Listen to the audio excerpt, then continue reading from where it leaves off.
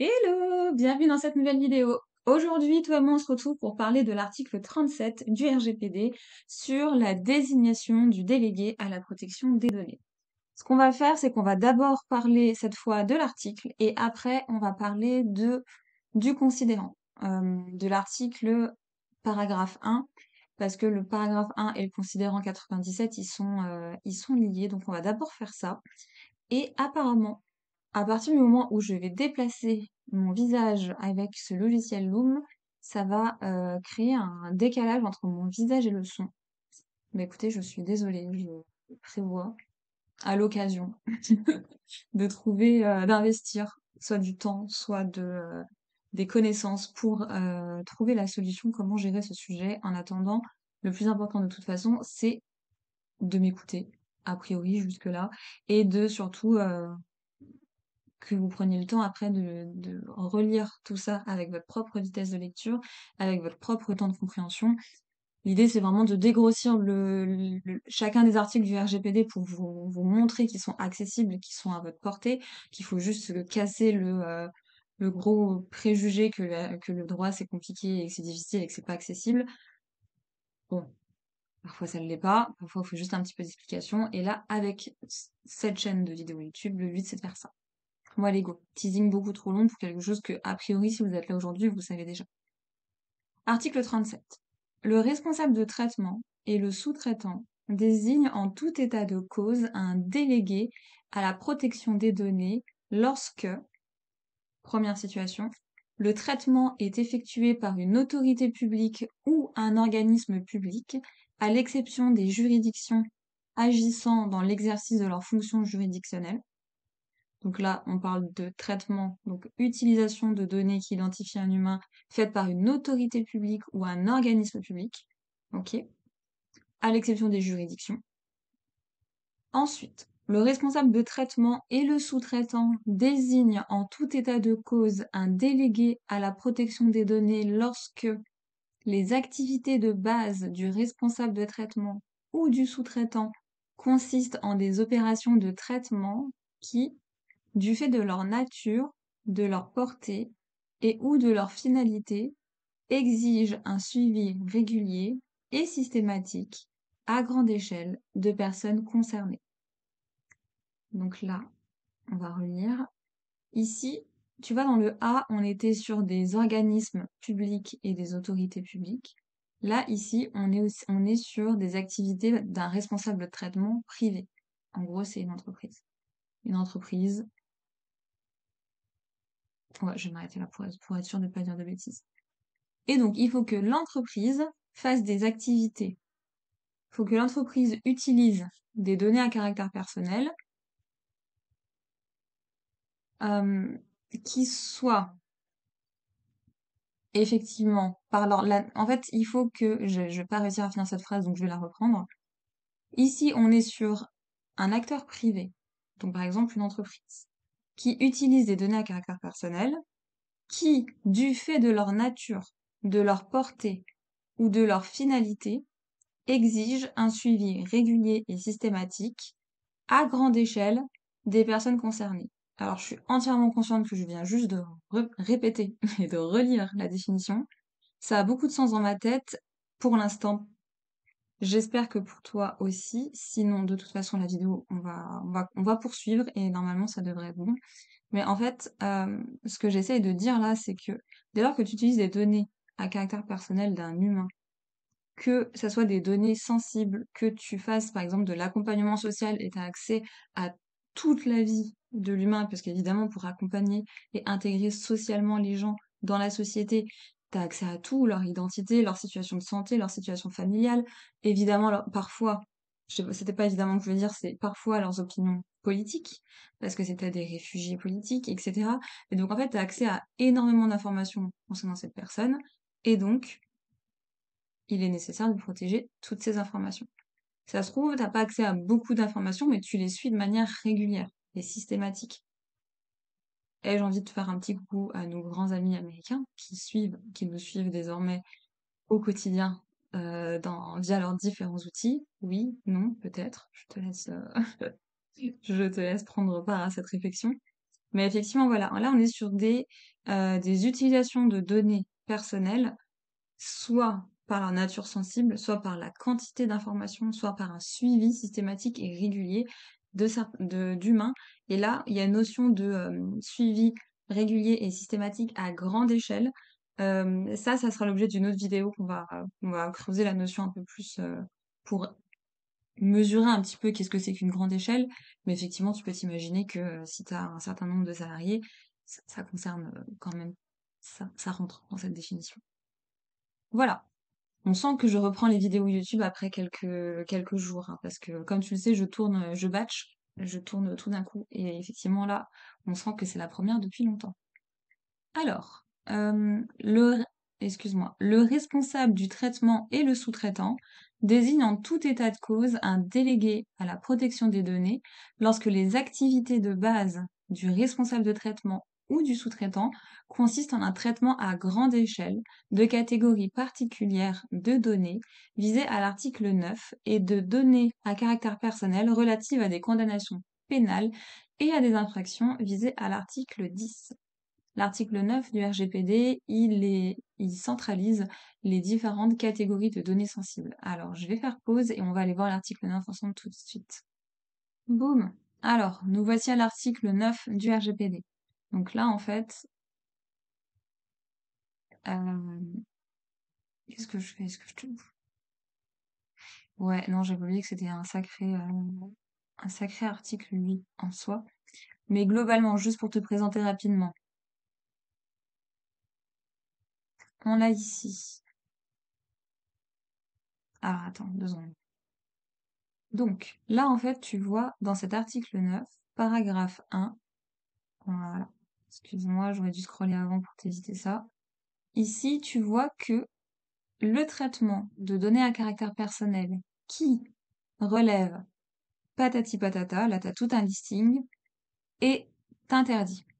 Ça veut dire que t'as pas le droit, par principe, t'as pas le droit d'utiliser toutes les données à caractère personnel qui sont listées ici. D'accord? On va le voir après. Mais dans le paragraphe 2 du RGPD, tu vas voir que le paragraphe 1, donc l'interdiction d'utiliser tout un listing de données à caractère personnel, ne s'applique pas si les conditions suivantes sont remplies. Boum, boum, boum. On va pas le voir aujourd'hui. Donc, la raison pour laquelle on a le droit, par exception et pas par principe, d'utiliser des données à caractère personnel sensibles, c'est parce qu'en fait, on met en place à côté des mesures de sécurité et de protection complémentaires. Et donc, le listing de ces fameuses données, de catégories de données à caractère personnel qui sont considérées comme sensibles, sont les données qui relèvent de l'origine raciale ou ethnique, les opinions politiques, les convictions religieuses ou philosophiques, l'appartenance syndicale, le traitement des données génétiques. Tu te souviens, on a vu la définition dans une vidéo il y a pas longtemps. Le traitement des données biométriques, évidemment, on a également vu la définition dans l'article 4.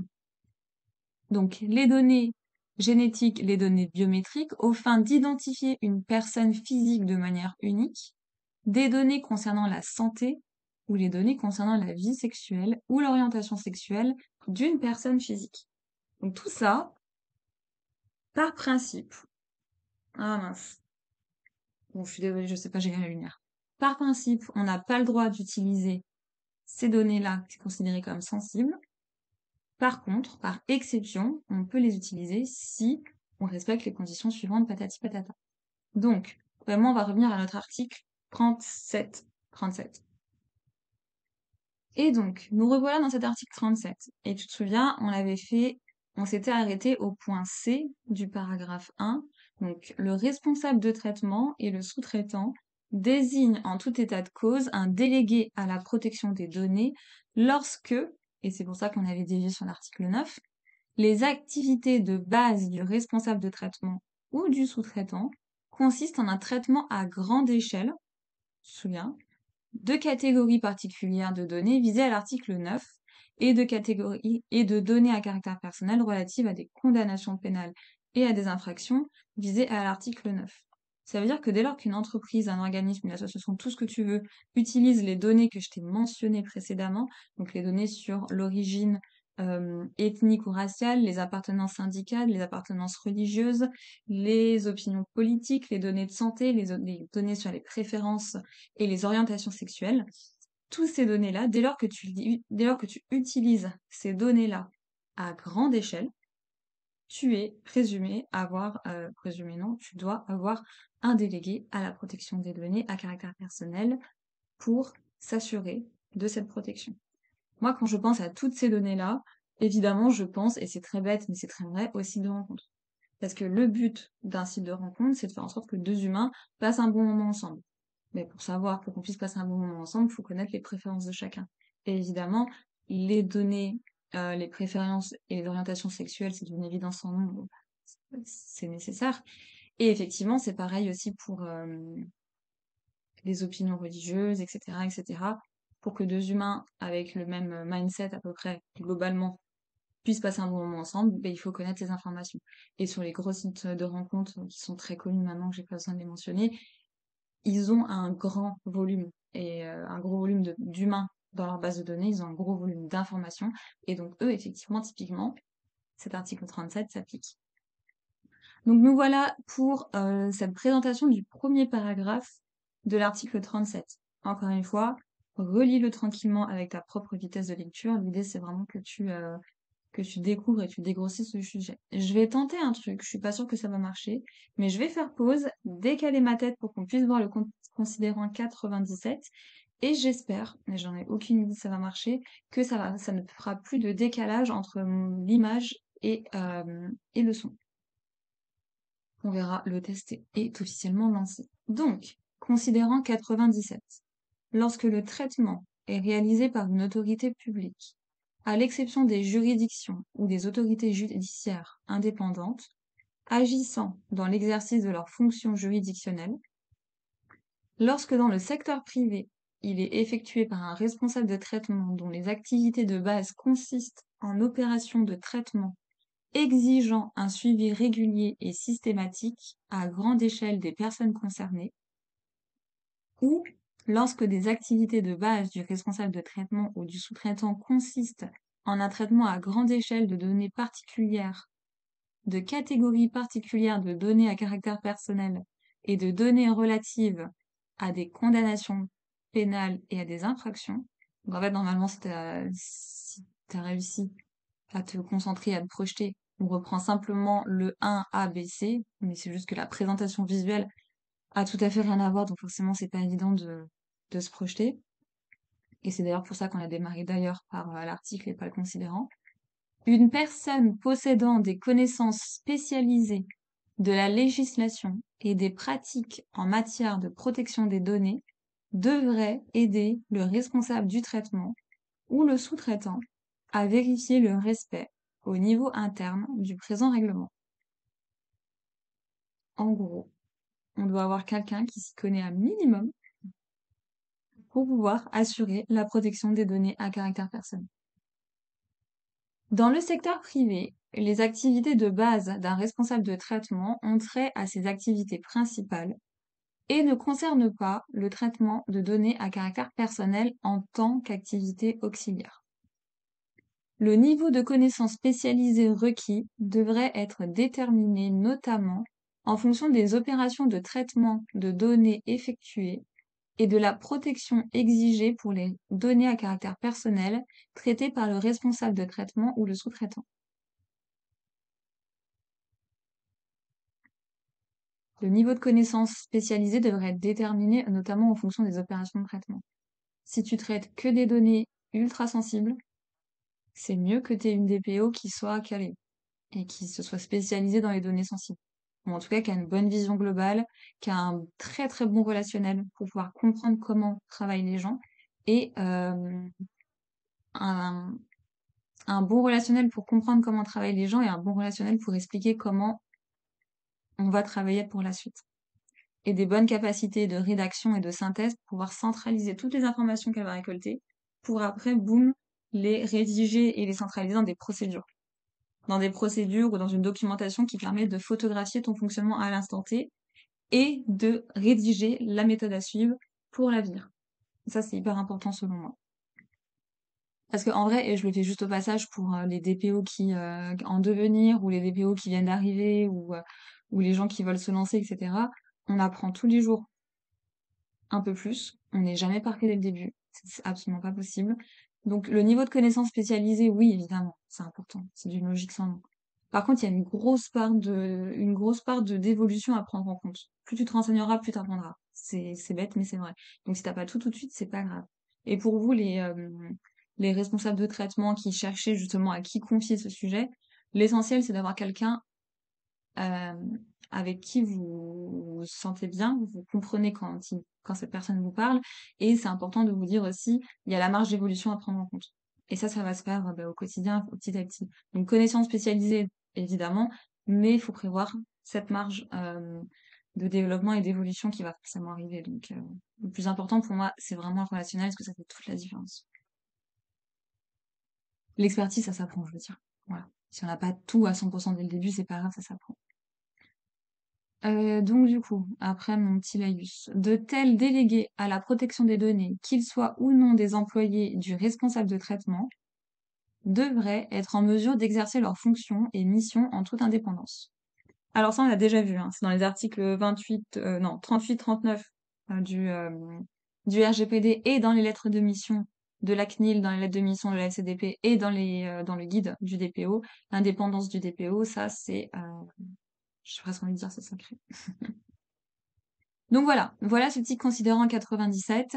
Encore une fois, je te laisse relire à tête reposée. À partir de là, du coup, on va reprendre. On va reprendre notre article. Donc on a vu l'article 1, non, l'article 37, paragraphe 1, décidément. Et là, on va se lancer dans la suite. On a 7 paragraphes. Paragraphe 2, il indique un groupe d'entreprises peut désigner un seul délégué à la protection des données à condition qu'un délégué à la protection des données soit facilement joignable à partir de chaque lieu d'établissement. Là, en fait, on dit qu'un groupe d'entreprises peut avoir un seul DPO, une seule DPO, dans la mesure où la DPO en question est facilement joignable. Ça s'appelle un DPO, une DPO mutualisée. Le paragraphe 3 va dire exactement la même chose, mais concernant les autorités publiques. Lorsque le responsable de traitement ou le sous-traitant est une autorité publique ou un organisme public, un seul délégué, une seule déléguée à la protection des données peut être désigné pour plusieurs autorités ou organismes de ce type. Donc, autorités ou organismes publics. Compte tenu de leur structure organisationnelle et de leur taille. Il existe des DPO mutualisés pour des petites communes. On a plusieurs communes, il n'y a qu'une seule DPO pour toutes les communes, je sais pas, de la communauté. Merci, Inès. Donc voilà, même exigence que pour les grandes entreprises, il faut que la DPO soit facilement joignable. Paragraphe 4. Dans les autres cas que ceux visés au paragraphe 1, le responsable de traitement ou le sous-traitant ou les associations et autres organismes représentant des catégories de responsables du traitement ou de sous-traitants peuvent désigner ou, si le droit de l'Union ou le droit d'un État membre l'exige, sont tenus de désigner un délégué à la protection des données. Le délégué à la protection des données peut agir pour ces associations ou autres organismes représentant ces responsables de traitement ou des sous-traitants. En gros, on dit que si jamais t'es pas obligé de désigner un DPO, tu as le droit. Voilà. Merci.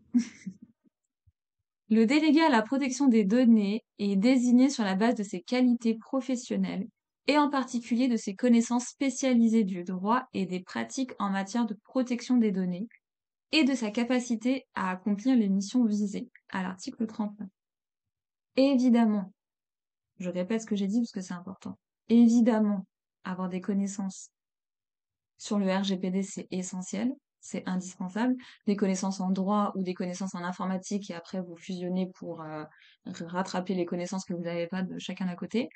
Mais c'est des choses qui s'améliorent. Pour avoir une base, c'est d'une logique sans nom, mais ça s'améliore et si on n'est pas 100% parfait au début, on va le devenir. Il n'y a pas de souci. et effectivement de sa capacité à accomplir les missions. Très sincèrement, relationnel, pour moi, c'est vraiment, enfin, je le sens. Je le vois au quotidien quand j'arrive chez mes clients et que tu appelles et que tu dis bonjour, il y a Madame RGPD qui est là, on a deux, trois questions. Bon, ben, on sent un petit, et après, et après, et en fait, parce qu'évidemment, j'ai mixé les deux. En fonction de l'humain, ça se passe très bien et ça, voilà. Il y a des manières de faire qui permettent de désamorcer une situation et donc voilà. Pour moi, le relationnel, c'est vraiment très important. Dans ces métiers-là, on est considéré comme centre de coût, empêchant de tourner en rond, fonction support, empêcher les gens de faire du business. Donc c'est vraiment que c'est très important de pas arriver avec cette posture de, à mon sens, de c'est la loi divinité, bam, obéissez, entre guillemets, parce que c'est vrai. Arriver avec cette optique de vraiment on est là pour sécuriser un projet, aider à développer l'activité. On est vraiment dans une posture de conseil. Paragraphe 6. Le délégué à la protection des données peut être un membre du personnel, du responsable de traitement ou du sous-traitant. Peut tout à fait être DPO et salarié, il n'y a pas de souci. Ou exercer ses missions sur la base d'un contrat de service. Tu peux tout à fait être dépôt externe, comme moi-même, en étant indépendante, en freelance, etc., en étant ma propre société.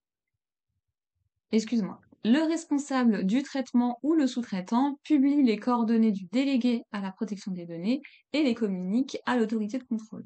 C'est ce que je te disais. Être DPO quand on est salarié, bon, bah, ça fait partie, tu t'organises, mais ça fait partie de ton contrat de travail. Et je te souhaite que tu as soit une prime, soit une rémunération adaptée sur ce sujet.